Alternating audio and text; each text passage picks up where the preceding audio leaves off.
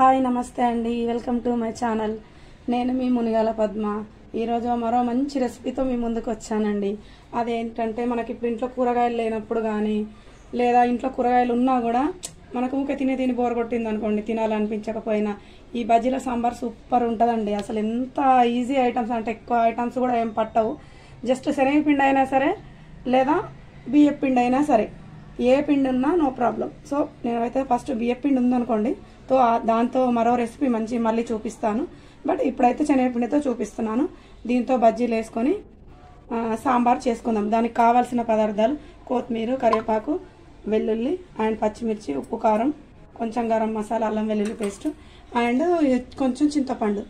ఇందులో ఫస్ట్ మనం ఏం చేద్దామంటే ఈ బజ్జీలు వేద్దామన్నాను కదా, అందులో కొంచెం కారం,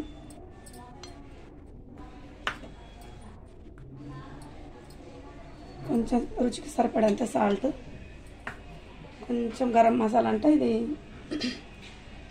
ధనియాలు, కొంచెం గరం మసాలా వేసి పట్టుకున్నాను అనమాట. తర్వాత కొంచెం అల్లం వెల్లుల్లి పేస్ట్, ఇది పేస్ట్లా ఇది చేసేసుకుందాం. తర్వాత చింతపండు, చిన్న నిమ్మకాయ సైజంతా చింతపండు నానబెట్టా, ఇది కూడా రసం తీసుకుందాం. ఓకే, మరి 2 స్పూన్ ఆయిల్ వేసుకోవాలండి. ఇదిగండి, ఇందులో 2-3 మెంతిత్తులు, కొంచెం 1 టీ స్పూన్ జీలకర్ర, 1/2 టీ స్పూన్ ఆవాలు, 3 కలిపి వేసేస్తున్నాం. ఆకు ఒక చిన్న ఉల్లిపాయ కట్ చేసి పెట్టుకుని వేసేసుకున్నాను. తర్వాత ఇవి 4-5 పచ్చిమిర్చి చీలికలు,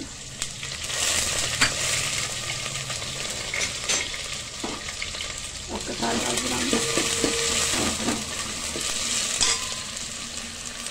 ఒక 1 టీ స్పూన్ అల్లం వెల్లుల్లి పేస్ట్,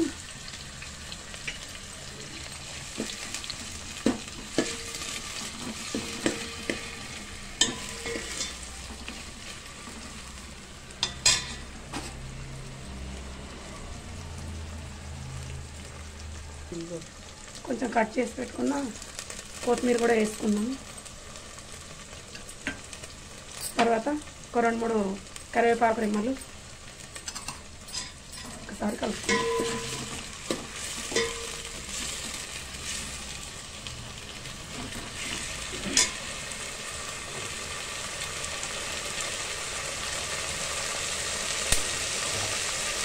హాఫ్ టీ స్పూన్ పసుపు,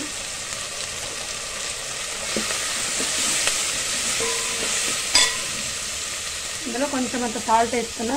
ఇవి వేగేటప్పుడు సాల్ట్ వేస్తే బాగుంటుంది, తొందరగా వేగుతాయి. ఆనియన్ అయినా పచ్చిమిర్చి అయినా కొంచెం కారము చేదెక్కుతాయి అన్నమాట. పచ్చిమిర్చి సాల్ట్ వేస్తే కొంచెం బాగుంటుంది.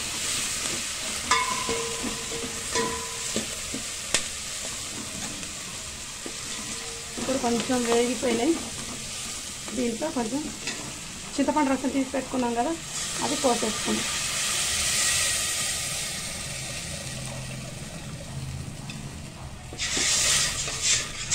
ఇందులో ఇంకొన్ని వాటర్ వేసేసుకుందాం, పడతాయి ఇంకొన్ని.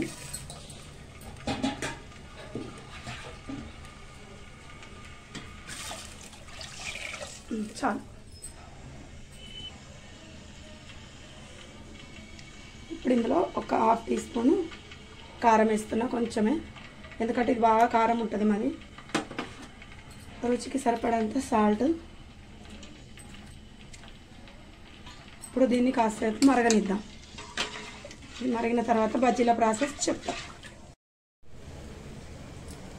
ఇందాక చేసిన రసం ఓకే, దాన్ని మరుగుతుంది, కొంచెం చిన్నగా పెట్టుకుందాం. అయితే ఇందాక కలిపి ఉంచుకున్న పిండి ఉంది కదా, శనగపిండి, ఇప్పుడు దీన్ని ఇదే సాంబార్లో మనం బజ్జీలా వేసుకుందాం. ఓకేనా? ఎలా అంటే ఇంకా అంతే.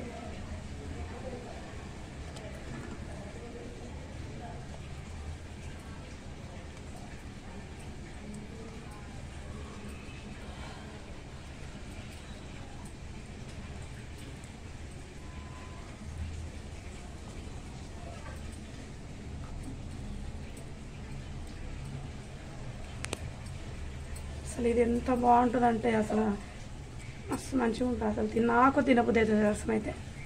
అన్నంలో కొంచెం ఉడకాలి ఈ పిండి, ఈ బజ్జీలు అనేటివి కాస్త ఉడికితే చాలా బాగుంటాయి.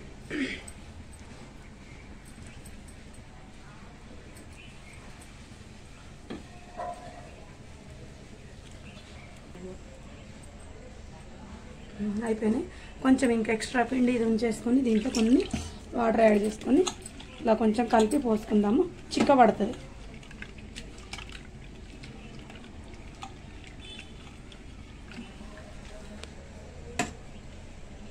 ఇది కూడా దీంట్లో పోసేస్తున్నా.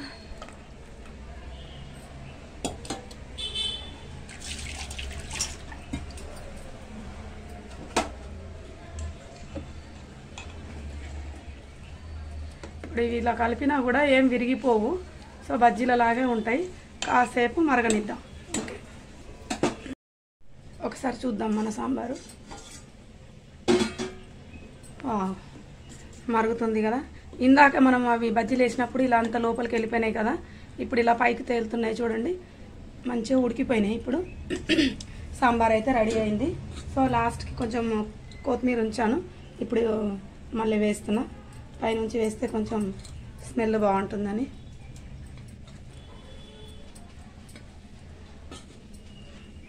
గుమగుమలాడుతుంది, స్మెల్ మాత్రం మామూలుగా వస్తలే, చాలా బాగుంది. ఓకే, మరి స్టవ్ ఆఫ్ చేసి సర్వింగ్ బౌల్లో తీసుకుందాం. ఓకే, మరి మన బజ్జీల సాంబార్ అయితే రెడీ అయిపోయింది. ఓకేనా, సర్వింగ్ బౌల్లోకి తీసేసుకున్నా. చూడండి ఎంత బాగుంటుందో, అసలు స్మెల్ అయితే చాలా బాగా వస్తుంది, మంచిగా ఉందండి. ఓకే, మరి నచ్చిందా? ఎంత ఈజీగా ఉంది ఈ ఐటెం చేసుకోవడానికి, ఎంత సింపుల్లో చూడండి. సాంబార్ కూడా ఎంత బాగుందో చూడు. అయితే మనం ఏంటంటే ఇప్పుడు ఇలా చేసుకుంటే అసలు చాలా బాగుంటుంది. ఎవరైనా చేసుకోవచ్చు ఈజీగా, బ్యాచిలర్స్ బ్రదర్స్ అయినా, ఆఫీస్కి వెళ్ళే మామ్స్కి అయినా ఈజీగా, హడావిడి లేకుండా ఎంత ఈజీగా. ఐటమ్స్ ఏమన్నా ఎక్కువ పట్టినాయండి, చాలా బాగుంది. అయితే నచ్చిందా? మీరు కూడా ట్రై చేసి మీకు ఎలా అనిపించిందో కామెంట్ చేయండి. ఓకేనా? ఓకే అండి, నెక్స్ట్ మరి మరో రెసిపీతో మీ ముందు ఉంటానండి. నేను మీ మునియాల పద్మ.